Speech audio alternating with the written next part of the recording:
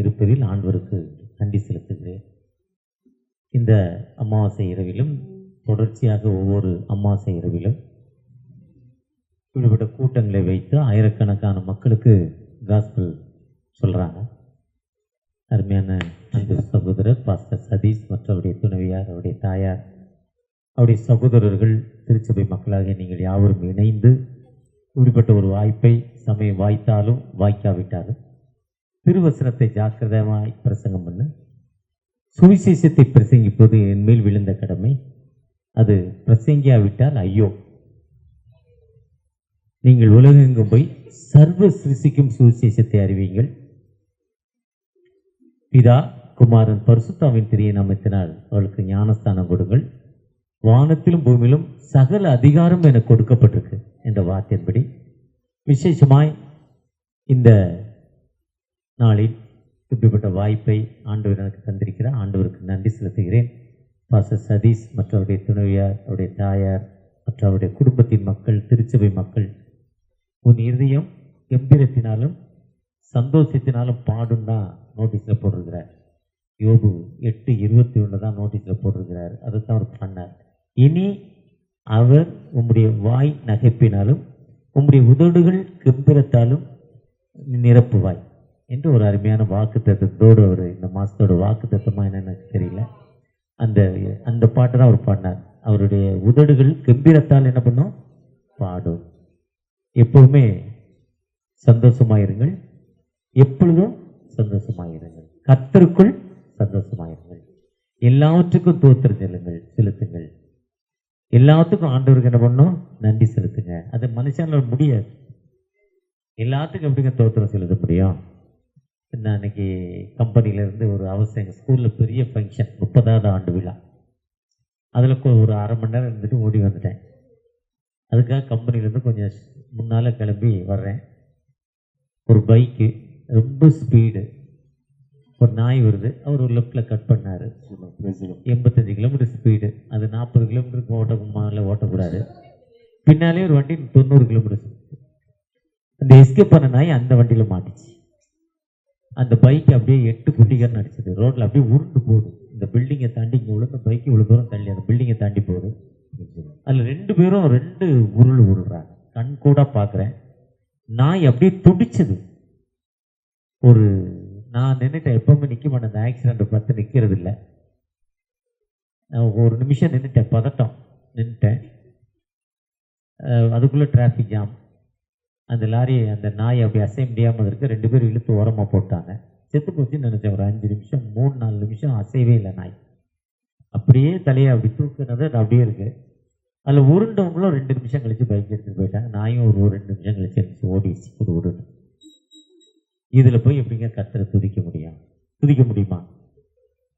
துதிக்க முடியுமா? ஆண்டவர் கொடுக்குறாரு. என்ன சொல்கிறாருன்னா, இனியாவது நீ என்ன பண்ணு, கவனமாக ஓட்டு. 90 கிலோமீட்டரில் சிக்சாக் போட்டு என்ன பண்ணக்கூடாது? ஓடக்கூடாது. எங்களை மாதிரி வயசானவங்க என்ன பண்ணுறோம்? தடுமாட்டமாக ஓட்டிக்கிட்டு போகிறோம். ரொம்ப கஷ்டமாக இருக்குது. வாலிப பிள்ளைகள், அதுக்கப்புறம் கீழே 2 பேருக்கும் அடிபடலை. ஆனால் 2 உருள் சரியான அடி இருக்கணும். ஆனால் எலும்பெல்லாம் ஃப்ராக்சர் இருந்தால் எழுந்திருக்க முடியாதுல்ல. உள்ள அடி இருக்கும் நிச்சயமாக. உண்மையாகவே இதில் எப்படி கர்த்தரை துதிக்க முடியும்? துதிக்க முடியுமா? துதிக்க முடியாது. துதிச்சு தான் ஆகணும். இமைப்பொழுது கைவிட்டேன், உருக்கமான இரக்கங்களினால் நிச்சயிக்கப்பட்டேன். அற்பகாலம் மூண்ட கோபம். என்ன சொல்றாரு? ஏசாயா 54 சொல்ல, பிள்ளை பெறாத மலடியே மகிழ்ந்து கழிவுறு. நீ பிள்ளை பெற்றுக்கல, நான் மகிழ்ந்து கழிவுறு. அந்த சங்கி ஏசாயா 54 என்பது உனக்கு விரோதமாய் உருவாக்கப்படும். இப்போ அந்த 2 வாலிபர்களுக்கும் விரோதமாய் உருவாக்கப்பட்ட ஆயுதம். அவங்க உளுந்த ஸ்பீடு என்ன பண்ணியிருக்கணும்? ஏதோ ஒன்று நடந்திருக்கணும். ஆனால் என்ன நடக்கலை? எந்தவித ஆயுதம் உனக்கு வாய்க்காதே போகும். மலைகள் விலகலாம். 54:10 சொல்றாரு. அதை 54:17 உனக்கு விரோதமாய் உருவாக்கப்படும். 54:10 மலைகள் விலகலாம், பர்வதங்கள் நிலை பெயர்ந்தாலும் என் சமாதானத்தின் உடன்படிக்கை உன்னை விட்டு நிலை பெறாமலும் இருக்கும் என்று. என்ன அருமையான வாக்குத்தத்தம்! நான் உனக்கு ஒரு அமைதியான வாழ்க்கை கொடுத்திருக்கிறேன். அமைதியான வாழ்வு என்பது அது உன்னை விட்டு என்ன பண்ணாது, போகாது. இப்போ எனக்கு 35 வருஷமா டயபெட்டிக் பேஷண்ட். நான் ஒரு டயபெட்டிக் பேஷண்ட். ஒரு நேரத்துக்கு 7 மாத்திரை, 2 வேளைக்கு 14 மாத்திரை, 2 வேளை இன்சுலின். அது கப்பலில் போனாலும் சரி, ஃப்ளைட்டில் போனாலும் சரி, ட்ரெயினில் போனாலும் சரி, நடந்து போனாலும் சரி, சாப்பிட்டோன்னா மாத்திரை மருந்து எடுக்கணும். இப்போ சிஸ்டர் அழகான ஒரு காஃபியோ டீயோ கொடுத்தாங்க. டீயா காஃபியான்னு என்னால் புரிஞ்சிக்க முடியல. நான் ஸ்வீட் இருந்ததால் என் நாக்கு செத்து போச்சு. கீழேயும் வைக்க முடியல, குடிக்கவும் முடியல. ஏன்னா டேஸ்ட் நல்லா இருக்கு, இனிப்பே பார்க்காத நாக்கு என்ன பண்ணுது, சுவைக்குது. ஆனால் சுவைக்கிறப்ப அடுத்து என்ன டேஞ்சர் பண்ணணும்னு எனக்கு தான் தெரியும். அது கடவுள் வைடாங்கிறார் கடவுள். நான் மனுஷிகத்தில் என்ன பண்ணுறேன், வைக்க மாட்டேன். அப்போ கூட ஒரு நிமிஷம் லாசர் கையில் கொடுத்தேன். ஆனால் மறுபடியும் எனக்குள்ளே இருக்க சாத்தான் என்ன பண்ணுச்சு, டெவில் எழுப்பி விட்டுச்சு, வாங்கி குடி, ஆறிடும், சீக்கிரம் குடி. இருந்தாலும் இதுக்கு மேலேயும் ஆண்டவர் என்னை வைத்திருக்கிறாருன்னா அது சுத்த கிருபை. அவருடைய இரக்கங்களுக்கு முடிவில்லை, காலை தோறும் அவை புதியவைகள். அதுதான் இனி அவர் உங்களுடைய வாயை நகைப்பினார்கள். சந்தோஷம் சொல்றார். திருவிலியத்தில் வாசிக்கிறப்போ ரொம்ப தெளிவா சொல்றார். திருவிலியத்தில் வாசித்தீங்கன்னா செல்லு, திருவிலியத்தில் வாசித்தீங்கன்னா அது புதிய மொழிபெயர்ப்பு. என் பைபிள் பேக்ல இருக்கு செல்லு, திருவிலியம் அதில் இருக்கு. அதாவது அந்த நகைப்பின் ஆண்டவர் நமக்கு அந்த, ஏன்னா அந்த அது நம்ம வச்சிருக்க பவர். இது 13வது எடிஷன், நான் சொல்வது 15வது மொழிபெயர்ப்பு. இதுக்கப்புறம் மோனகன் ஒரு மொழிபெயர்ப்பு இருக்கு. இந்த இந்த பைபிளை நம்ம வச்சிருக்க பைபிள பவர்ங்கிற ஒரு ஆயிரம் அவர் இருப்பினும் உம்முடைய வாயை சிரிப்பினாலும், என்ன எப்படி சிரிப்பினாலும். நகைப்புனா எதுக்காக அந்த தெருவிலே நகைப்புனா நம்மளை யாரோ கிண்டல் பண்றாங்க, நக்கல் பண்றாங்கன்னு சொல்லுது. ஆனா என் வாய் எப்படி இருக்கு, சிரிப்பு, சந்தோஷமா இருக்கணும். இதழ்களை மகிழ் ஒளியினாலும் நிரப்புவார். இதழ்களை மனதனுடைய சந்தோஷத்தினால. அந்த பாப்பா சிரிச்சுக்கிட்டே இருக்கா, சந்தோஷமா இருக்கா, பண்றா, அந்த முகத்துல சந்தோஷம் இருக்கு. வேற அவங்க முகத்துல கொஞ்சம் கவலை இருக்கு, முகத்து ஏதோ ஒரு தேவை அவங்க மத்தியில இருக்கு, அந்த கவலை. அதான் அகத்தின் அழகு, அதுதான் தீர்க்க தரிசனம். அகத்தின் அழகு முகத்தில் தெரியும். பிரச்சனைகள் மத்தியில ஆண்டவர் நம்மை நடத்தி கொண்டுமா ஆண்டவர்.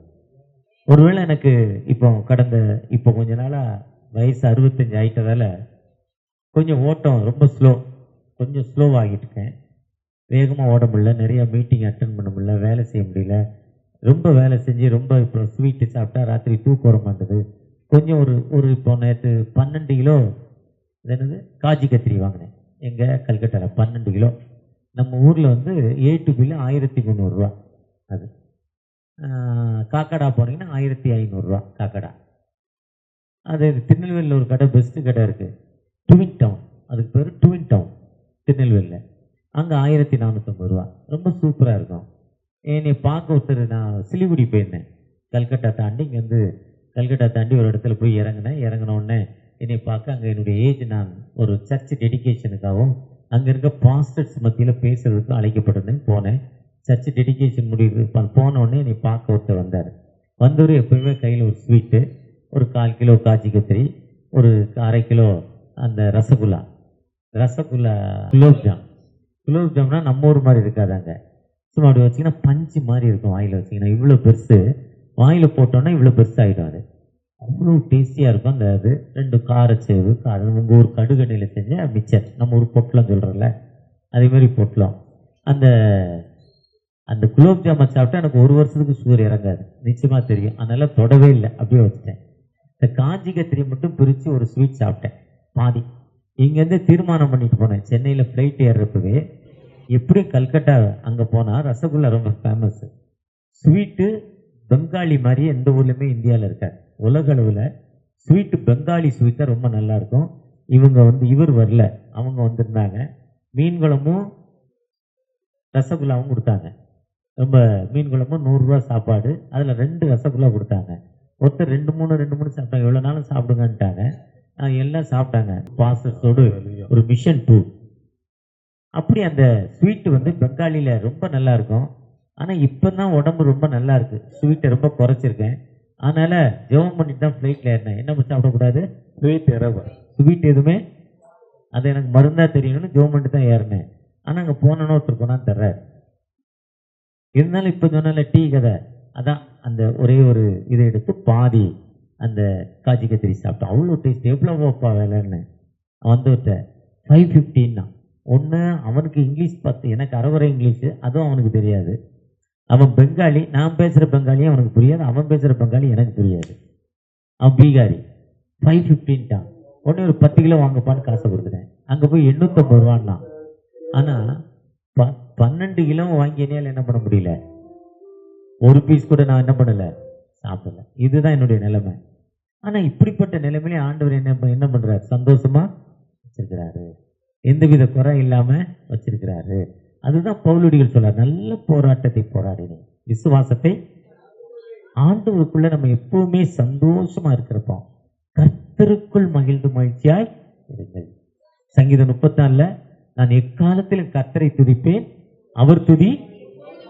இந்த ஏழை கூப்பிட்டான், என்ன சொல்றாரு, இந்த ஏழை கூப்பிட்டான் சொல்றாரு. ரொம்ப தெளிவா அதை நிறுத்தி நிதானமா வாசிங்கன்னா, ஒண்ணுமே இல்லாத ஏழை கூப்பிட்டான், அவன் கூப்பிடுதலுக்கு செவி கொடுத்தேன். கர்த்தர் நல்லவர் என்பதை சிங்கக்குட்டிகள் தாழ்ச்சி அடைந்து பட்டினியா இருக்கும். யாரு சீக் டு த லார்ட், ஆண்டவரை யாரு தேடுறோமோ அவங்களுக்கு என்ன பண்ணாது, குறை வராது. அவங்களை முகம் சந்தோஷமா வச்சிருக்கிற ஆண்டவர். வீட்டுக்காரர் இல்லைன்னா நம்ம தேடுறோம், வீட்டுக்கு வெளியே போறாரு, வரல, ஐயோ வரல, ஐயா வரல, முதல்ல வாசல் வரையும் எட்டி பார்ப்போம், வாசலை தாண்டி கேட்டுக்கு வருவோம், கேட்லேருந்து இந்த முனைக்கு வருவோம், இந்த முனையிலேருந்து அந்த முனைக்கு போவோம், அந்த முனையிலேருந்து அந்த முனைக்கு போய் நிற்போம். ஏன்னா யார் வரல, வீட்டுக்கார் வரல, பிள்ளை வரல. என்ன இப்போ எங்கள் வீட்டு பக்கத்தில் ஒரு அக்கா இருந்தாங்க, இறந்துட்டாங்க. அப்படி தான் தேடும். கடைசியில் அது அந்த வேலை செய்கிற இடத்துக்கே போய் சேர்ந்துடும். பிள்ளைய காணல, வீட்டுக்கார காணல, அப்போ தேடுறோம். ஆனால் நம்ம யாரை தேடணும், ஆண்டவரை தேடணும். கர்த்தரை தேடுங்கள், அப்பொழுது நீங்கள். ஆமோஸ் 5 சொல்றார், பில்காலுக்கு போக வேண்டாம், பெத்தேலுக்கு போக வேண்டாம், ஆண்டவரை தேடுங்கள், சீக்கிரலாம். அதுதான் ஓசியா 12ஆம் அதிகாரத்தில், ஆண்டவரை தேடுங்கள், கர்த்தரை தேடுங்கள். கர்த்தர் பெத்லெஹேம்ல பிறந்தாரு, பெத்லெஹேம்ல பிறந்ததெல்லாம் அங்கே போய் பார்த்தா கர்த்தர் வந்துருவான்னு வரமாட்டார்.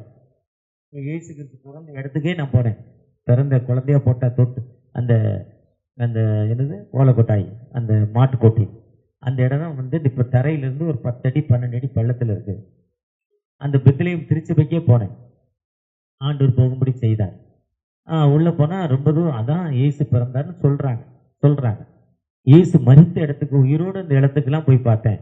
ஆனால் எங்கே போனாலும் எங்கே போக முடியாது, மனதுக்கு ஒரு அமைதி கிடைக்காது. நம்ம யாரை தேடணும், ஆண்டவரை தேடணும். கர்த்தரை தேடுறப்போ கர்த்தர் நமக்கு வாழ்வு கொடுக்கும் ஆண்டவர், அவர் விடுதலை கொடுக்கும். நீங்கள் யாராக இருக்கலாம், எந்த மதமாக இருக்கலாம், எந்த இனமாக இருக்கலாம், எந்த மொழியாக இருக்கலாம். பொதுவாக இன்னைக்கு கிறிஸ்தவ கோயிலில் கூட இந்த ஜாதிக்கு இன்னைக்கு இவங்க கோயில், இந்த கோயம்புத்தூர் போனீங்கன்னா ஒரு சர்ச் இருக்கு, எந்த ஊருன்னு கேட்டால் மெம்பர்ஷிப் கொடுவான். 2 கோயில் இருக்கு, ஒன்று நான் இந்த ஜாதி, இது இந்த ஜாதிக்கு. கோயம்புத்தூர்ல திருச்சி ரோடுல இருக்கு. சிவகாசி போனீங்கன்னா ஒரே 100 ஏக்கர் கிறிஸ்தவ இடம், 2 ஜாதிக்கு தனித்தனி கோயில். 7000 பண்ண போனீங்கன்னா அதே மாதிரி இருக்கு. ஆனா ஆண்டவர் பார்த்து சொல்றாரு, யூதன் என்றும் இல்லை, கிரேக்கன் என்றும் இல்லை, அடிமை என்றும் இல்லை, ஆண் என்றும் இல்லை, பெண் என்றும் இல்லை. கர்த்தர் எல்லாத்தையும் ஒரே மாதிரி தான் பார்க்குறார். யார் அவரை அதிகமாக தேடுறோமோ அவருக்கு வாழ்வு கொடுக்கும் ஆண்டவர். அந்த ஆண்டவர் நீங்கள் என்ன நோக்கம், என்ன தேவை, என்ன பிரச்சனையின் மத்தியில் நமக்கு தேவையான பிரச்சனைன்னு, நமக்கு தேவையான இக்கட்டான காரியங்களை கர்த்தருடைய சன்னிதானத்தில் சொல்லிட்டு நீங்கள் ஜெபம் பண்ணிக்கிட்டே இருங்க, நிச்சயமா ஆண்டவர் விடுதலை கொடுத்தார். கூப்பிட்ட நாளிலே செவி கொடுத்து சொல்றாரு. என்ன சொல்றாரு, நம்ம எப்போ கூப்பிடுறோமோ, நீ கூப்பிட்ட நாளிலே.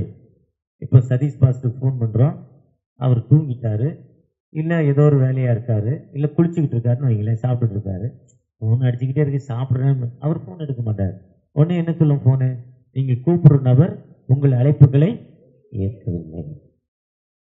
ஆனால் ஆண்டவர் என்ன சொல்றாரு, கூப்பிட்ட நாளிலே. அவர் அலுவலா போயிருக்கலாம், அதான் எலியா சொல்லுவார்.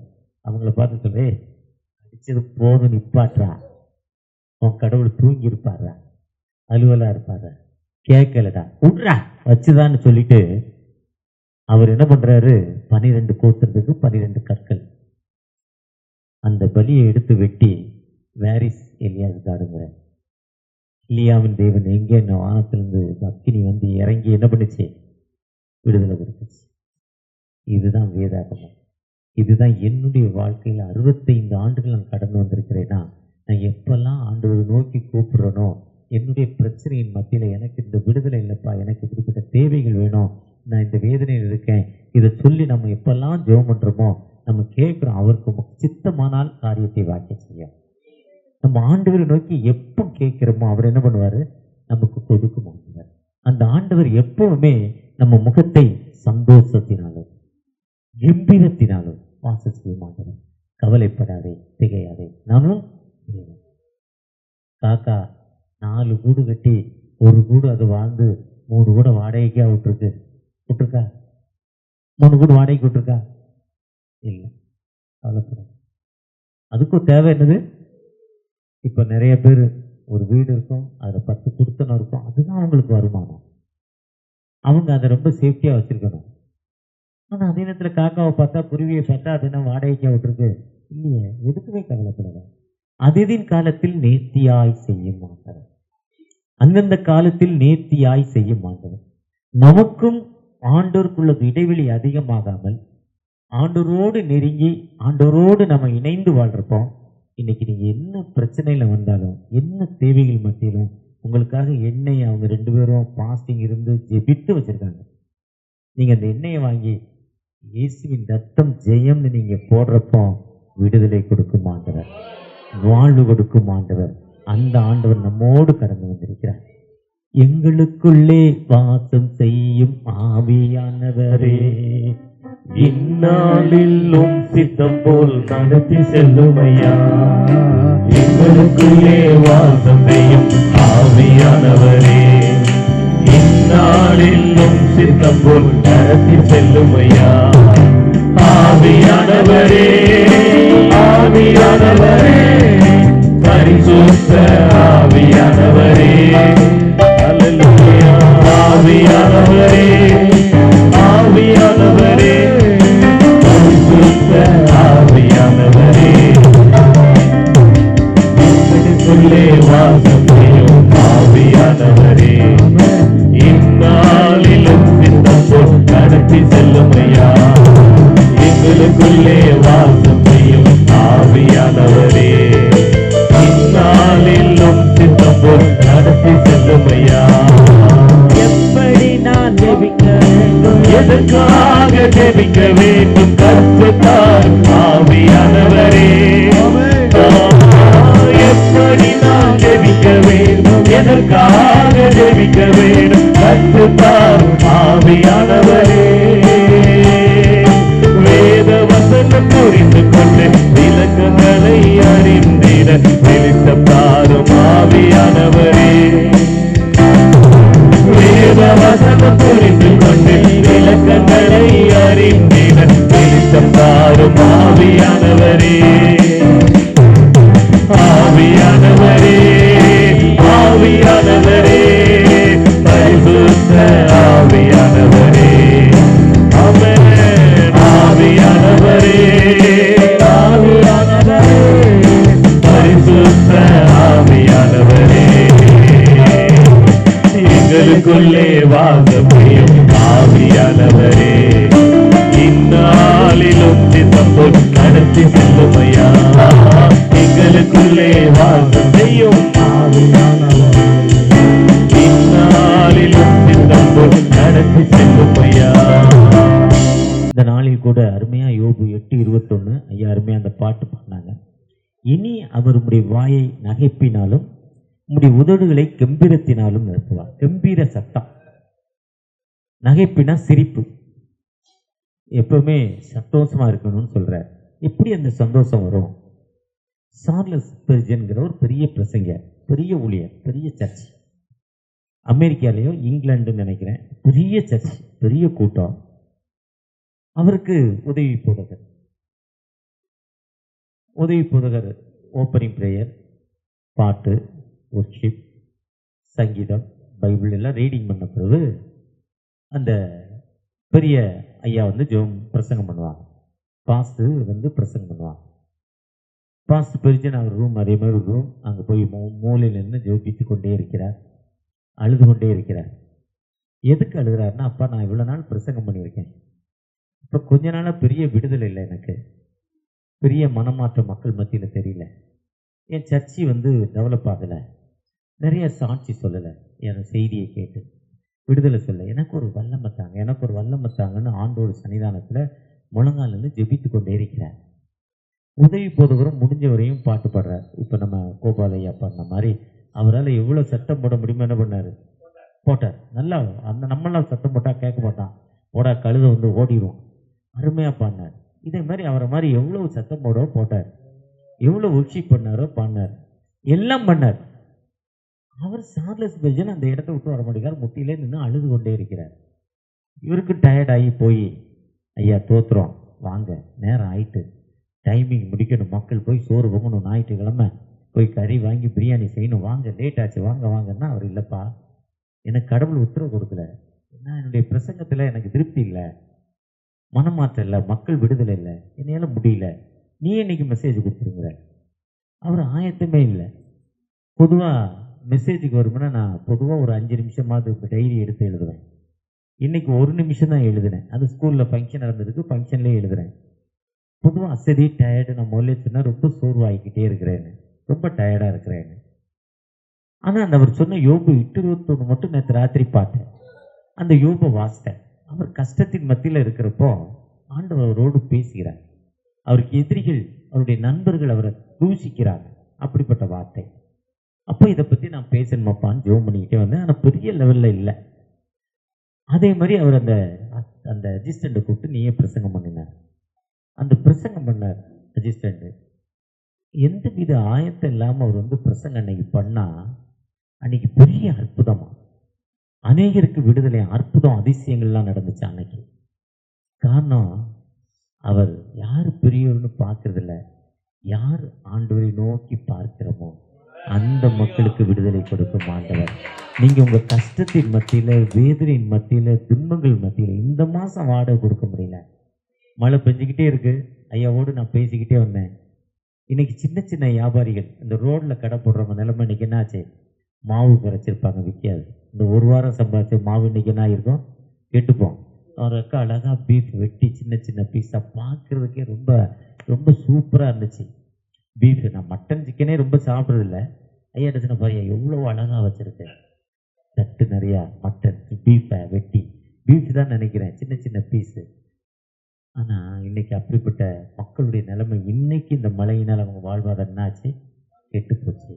சின்ன சின்ன வியாபாரிகளுடைய நிலைமை, அன்னைக்கு விற்று தான் ஃபைனான்ஸ் கட்டணும், அன்னைக்கு விற்று தான் நம்ம என்ன பண்ணணும், கொடுக்கணும். ஆனால் நாம் ஆண்டவரை நோக்கி பார்க்குறப்போ, கர்த்தரை நோக்கி பார்க்குறப்போ அந்த கர்த்தர் உன்னை வாளாக்காமல் தலையாக்குவார், கீழாகாமல் மேலாகாய்.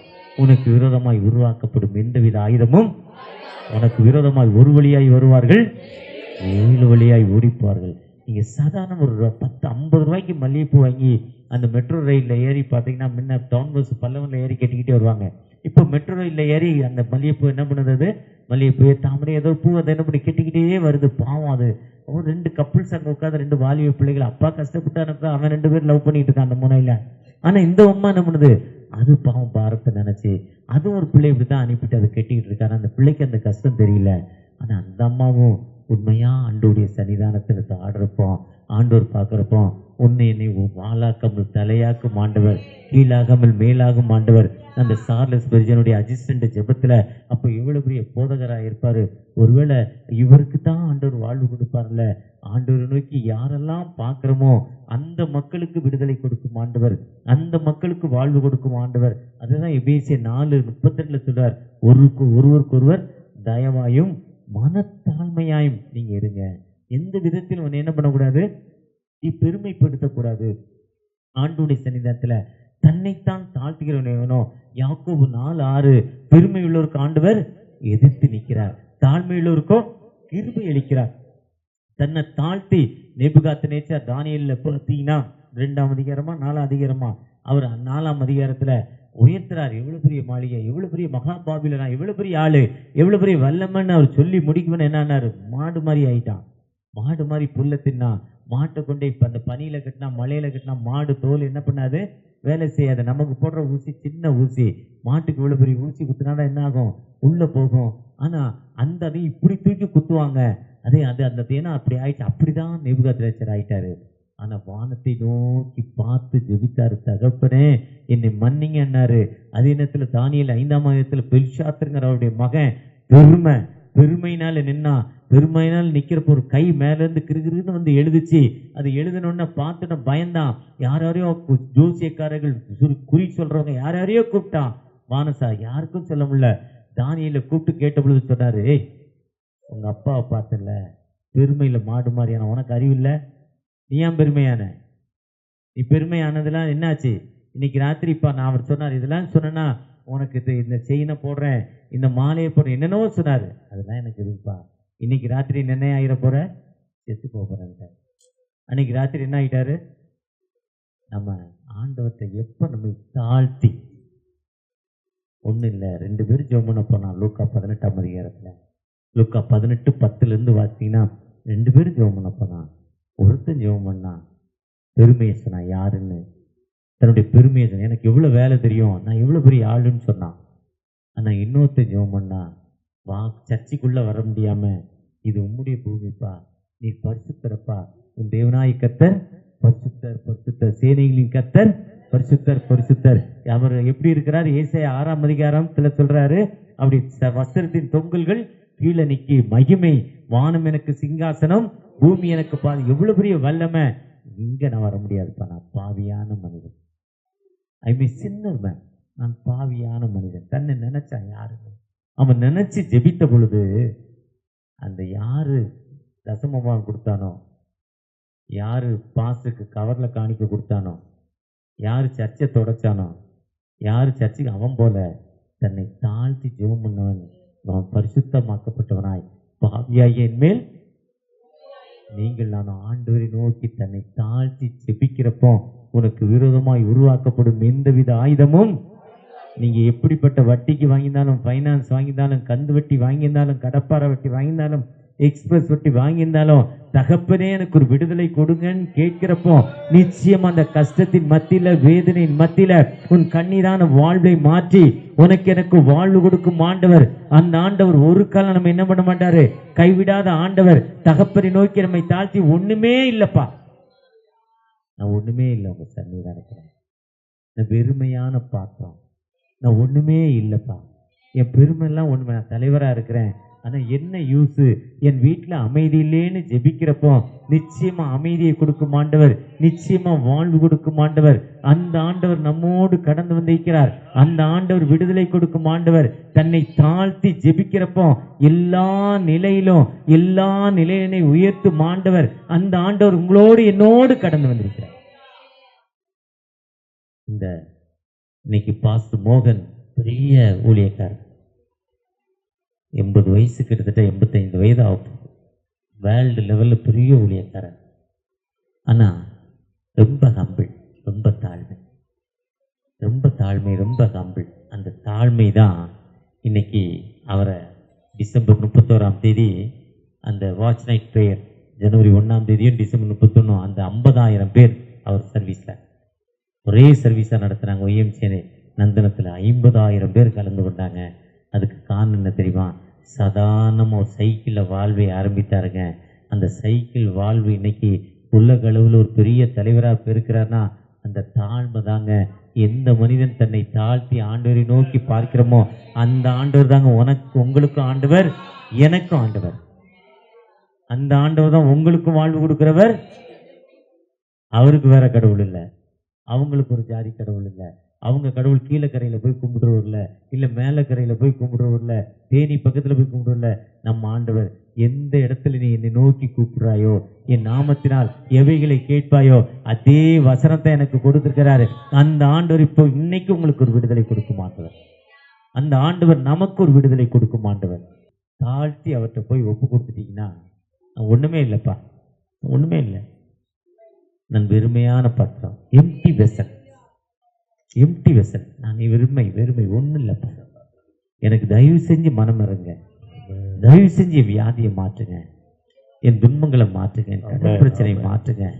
வீட்டில் எப்பவும் பிரச்சனை வரும்னா நில 6.25 அடி, நம்ம 6.25 அடி, நான் இப்படித்தான் போவேன்னா ஒன்றில் மண்டாடி ஜஸ்ட் அப்படி ஒரு தலையை சாச்சிட்டேன்னா அது எப்படி இருக்கும்? வீட்டுக்கார ஒய்ஃபு கணவனும் மனைவியும் சண்டை போடுறாங்க. சண்டை வரலைன்னா இந்த வீடுக்கு வீடு இல்லை. ஹஸ்பண்ட் ஒய்ஃப்னா என்ன இருக்கணும்? நிச்சயமாக சண்டை இருக்கணும். அதே நேரத்தில் குறைகள் இருக்கப்போ அப்போ கணவர் வீட்டுக்கு தேவையான பாத்திரம் பருப்பு எல்லாம் வாங்கி கொடுக்கலாம். என்ன பண்ணுவாங்க? சண்டை போடத்தான் செய்வாங்க. வீட்டுக்கு டைம் வரலன்னா என்ன பண்ணுவாங்க? சண்டை போடத்தான் செய்வாங்க. அது என்ன பண்ண நம்மகிட்ட இருக்க தவறு அது. அப்போ நான் அந்த தவறை என்ன பண்ணணும்? நம்ம புரிந்து கொள்ள வேண்டும். ஒரு வார்த்தை அமைதியாக இருந்துட்டு என்ன ஆயிரும்?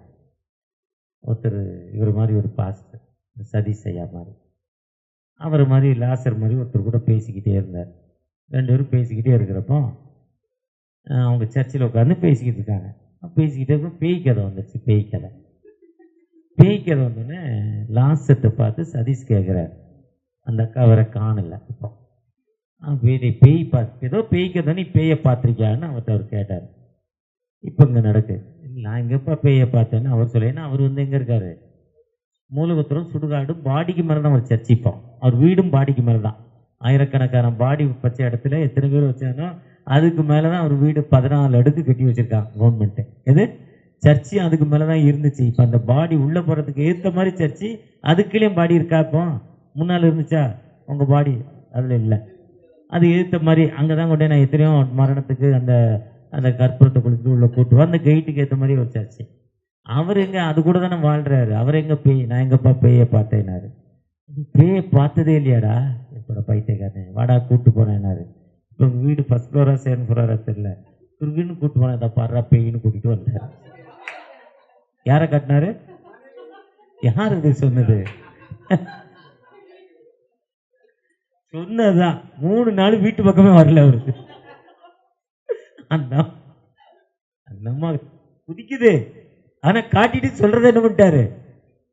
ஏன்னா இவர் கொடுக்குறவர், அந்த அம்மா கொடுக்கும், இவருக்கு மேல கொடுக்கும், பார்ஷியாலிட்டி பார்க்கும், கண்ணா பின்னான்னு திட்டம், பிடிக்கலாம் கொடுக்காது. அவர் அப்படி இல்லை. இதான் வேற்றுமை. ஆனா அது கூட 45 வருஷம் குப்பை கொட்டிட்டு என்ன பண்ணிட்டாரு? வந்துட்டார், ஓடிட்டார். வாழ்க்கை 45 வருஷம் ஓட்டியிருக்காரு. சொல்ல வேண்டியதை என்ன பண்ணிடுவாரு? சொல்லிடுவார். அப்புறம் இன்னைக்கு இந்த வாரம் சண்டே, எனக்கு என் ஒய்ஃபுக்கு மனைவிக்கு ஏதோ டக்குன்னு பிரச்சனை. சொல்ல வேண்டியது வேகமாக சொல்லிட்டு போயிட்டேன், அவ்வளோதான். சொல்ல வேண்டியது என்ன பண்ணிட்டேன்? ரெக்கார்ட் பண்ணிட்டு போயிட்டேன், அவ்வளோதான். நம்ம ரெஜிஸ்டர் பண்ணிட்டு போயிட்டோம். அப்புறம் கொஞ்ச நேரத்தில் என்ன ஆகிடும்?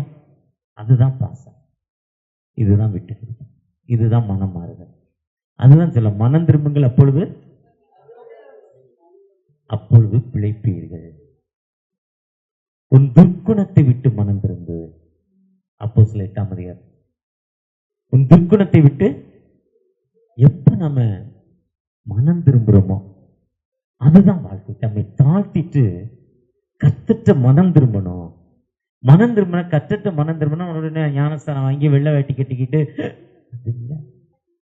வாழ்க்கையில் நடைமுறை பயணம். செகண்ட் வேர்ல்டு வார்ல ஒருத்தர் ஜெயிலுக்கு போயிட்டார். அவர் அமெரிக்காக்காரரு, ஜப்பான்காரன் பிடிச்சு போட்டான். ஜெயிலில் முடிச்சுட்டு வந்தார். வந்த பிறகு ரொம்ப பெரிய பிரசங்கியராகி பாஸ்ட் ஆகிட்டார். ரொம்ப பாஸ்ட் ஆன பிறகு இதே மாதிரி மெசேஜ் முடிக்கிறார். மெசேஜ் முடித்து ஜெபம் பண்ணுறாரு. ஒரு மனுஷன் வந்து முன்னால் ஜெபத்துக்கு நிற்கிறார். முன்னோன்னா இவருடைய ஜெபம் பண்ணுறதை விட்டு ஃப்ளாஷ்பேக் மாதிரி பார்க்குறாரு. என்னன்னா, இவரும் இவர் தங்கையும், அவன் ஜப்பான்காரன் ஹிட்லர், ஜெர்மன் ஹிட்லர் யூதர்களை பிடிச்சி ஜெயிலில் போடுறான், அடிக்கிறான், உதைக்கிறான். இந்த ரூமில் ஒரு 500-300 பேர் இருக்கலாம். இதில் 3000 பேரை உள்ள அனுப்புறது, ஜன்னலை மூடிட்டு கார்பன் டை ஆக்சைடு உள்ள அனுப்புறது, ஆக்சிஜன் தொழில் எல்லாம் செத்து போகலாம். இந்த கன்னிகாபுரம் ஒரு வாரத்துக்கு ரேஷன் வராது, கடைலாம் இருக்காது, ஒன்றுமே இருக்காது, பசி. அப்போ 10 பஸ் வந்து நிற்கும், இதில் ஏறுங்க, உங்களுக்கு நான் நல்ல சாப்பாடு தரேன்னு எல்லாத்தையும் ஏற்றுறது. அப்படி ஒரு காட்டுக்குள்ளே கொண்டு எல்லாத்தையும் இறக்கி விட்டு சாகடிக்கிறது. இப்படிப்பட்ட மனிதன் அக்கா தம்பியையும் அண்ணனையும் பிடிச்சி ஜெயிலில் போட்டு சித்திரவதை. அதில் தங்கச்சி ஒரு ரூமில் குளிச்சுக்கிட்டு இருக்கு. அந்த ஜெயிலர், ஏன்னா இவன் யூதன், அவன் யூதனுக்கு எதிரியானவன். அந்த துணியை தூக்கி அடிக்கிறான், நிர்வாணப்படுத்துறான். இவர் மெசேஜ் முடிஞ்ச பிறகு தன் தங்கையை நிர்வாணப்படுத்துற வந்து முன்னால் நிற்கிறான். எனக்கு ஜோம் பண்ணு, என்னை மன்னிச்சிரு, என்னை மன்னிச்சிருன்னு நிற்கிறான். வேதம் என்ன சொல்லுது? மிகுந்த மனத்தாழ்மையும் ஒருவருக்கொருவர் தயவாயும். எபேசியர் 4:2 சொல்றார், 32 சொல்றார். எபேசியர் 4:32 சொல்றார். நாம அப்படி ஒரு மன்னிக்கிற மனப்பக்குவம் நமக்கு இருக்கா? பொதுவாக ஒரு சில பாஸ்ட் எனக்கு விரோதம் ஏதாவது பேசினா அங்கே போனோன்னா எனக்கு அதுதான் ஞாபகம் வரும். இவர் ரெட் ஹில்ஸில் ஒரு நாள் பாஸ்டாக இருந்தார். அங்கே நான் அந்த சர்ச்சு கீழே இருந்துச்சு, ஒரு ஃபஸ்ட் ஃப்ளோர் போச்சு, நான் தான் டெடிகேட் பண்ணேன். அது ஒரு ஃபேமிலி கட்டி கொடுத்தாங்க. எனக்கு எப்படி அவங்களோட உறவுன்னு தெரியல, ஆனால் என்னையை தான் கூப்பிட்டாங்க. மேலே சர்ச்சு டெடிகேட் பண்ணி முடிச்சிருக்கோம். ஒரு பாஸ்ட் வந்து கேட்குறார், உனக்கு டெடிகேட் பண்ணுறதுக்கு யாரா பவர் கொடுத்தா? இப்போ தான் நான் reverend church of south India Tirunelveli டைசிஸில் ஆர்டினேஷன் வாங்கியிருக்கேன், அபிஷேகம் வாங்கியிருக்கேன். முன்ன அதுவும் கிடையாது. அவர் கேட்குறா, உனக்கு எப்படா எவன்டா நீ எப்படா சர்ச்சை டெடிகேட் பண்ணலாம்னு பாஸ்ட் வந்து கேட்குறாரு. எனக்கு ரெட் ஹில்ஸ் பண்ண என்ன ஞாபகம் வருது? அந்த ஞாபகம் தான் வருது. யார் என்னதுக்கு விரோதமாக பேசுனா அந்த ஞாபகம் மனுஷனுக்கு வருது.